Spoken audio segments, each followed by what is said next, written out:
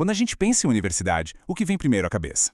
Talvez aqueles prédios enormes, bibliotecas super silenciosas, pesquisa de ponta, e sim, tudo isso faz parte. Mas e a comunidade? Aquela que vive, trabalha, respira bem ali, do lado de fora dos portões? Pois é, hoje vamos dar uma olhada em uma iniciativa que está tentando redesenhar essa fronteira.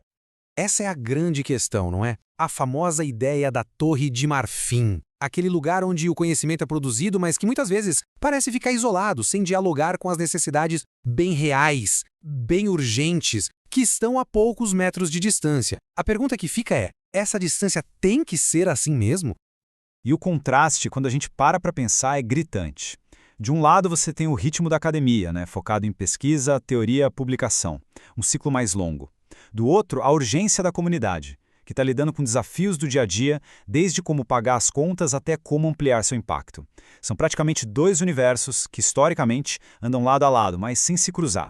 Ok, mas vamos ao que interessa. Porque é exatamente essa barreira que uma universidade brasileira decidiu quebrar. E não só no discurso não, com um plano de ação bem concreto. A gente está falando da Universidade Federal de Santa Catarina, a UFSC. Lá, o pessoal do Programa de Pós-Graduação em Administração, o PPG-ADIM, deu o pontapé num projeto com o nome que já diz tudo, Intercâmbio PPG-ADIM e Comunidade. A ideia é simples, mas muito poderosa, promover uma troca de verdade. E olha só o objetivo central, tirado do próprio projeto, para não deixar nenhuma dúvida. A meta é fortalecer a interação, unindo conhecimento acadêmico e demandas sociais. A palavra-chave aqui para mim é unindo. Não é a universidade falando para a comunidade, sabe? É criar um diálogo, uma via de mão dupla onde todo mundo aprende junto. Legal, mas a grande pergunta é, como é que se tira uma ideia dessas do papel? Qual é a engenharia, digamos assim, por trás da construção dessa ponte? Então, a base de tudo está nesses 4 princípios, que são como o DNA do projeto. Interdisciplinariedade, para sair das caixinhas de cada área. Participação social, para garantir que a comunidade seja parceira e não objeto de estudo. Educação dialógica, que valoriza o saber de todo mundo. E um conceito que é super importante aqui, a tal da tecnologia social. Agora para tudo para a gente entender isso aqui. O que é tecnologia social nesse contexto? Pode esquecer a ideia de aplicativos ou de equipamentos super modernos. Aqui, tecnologia é um método. É sobre criar soluções junto com as pessoas que vão usá-las. A palavra mágica é cocriação. As ferramentas são desenvolvidas com a comunidade e não para a comunidade. E essa pequena diferença, ela muda completamente o jogo. E esse processo todo acontece em 6 fases bem amarradinhas. Começa mapeando as organizações parceiras, depois parte para um diagnóstico com equipes de várias áreas, aí vem um planejamento feito a 4 mãos e, claro, a implementação. Mas não para por aí não, hein? As 2 últimas fases já estão de olho no futuro. Estruturar a tal da incubadora e avaliar tudo o que foi feito para que o aprendizado possa ser replicado. Certo, mas no fim das contas, quem sai ganhando com tudo isso? A beleza desse modelo é que a resposta não é uma só. Não é um jogo onde um ganha e o outro perde. Pelo contrário, é um cenário onde todo mundo sai mais forte. E essa tabela deixa isso bem claro.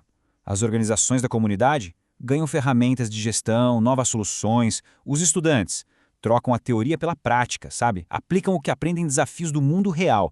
E a universidade? Bom, ela cumpre sua função social, fortalece a própria reputação e se transforma num verdadeiro centro de inovação social. É um ecossistema que se alimenta. Mas a ambição dessa iniciativa não para por aí. O plano não é só construir uma ponte para ser usada por um tempo. A ideia é criar uma estrutura que fique, um compromisso de longo prazo.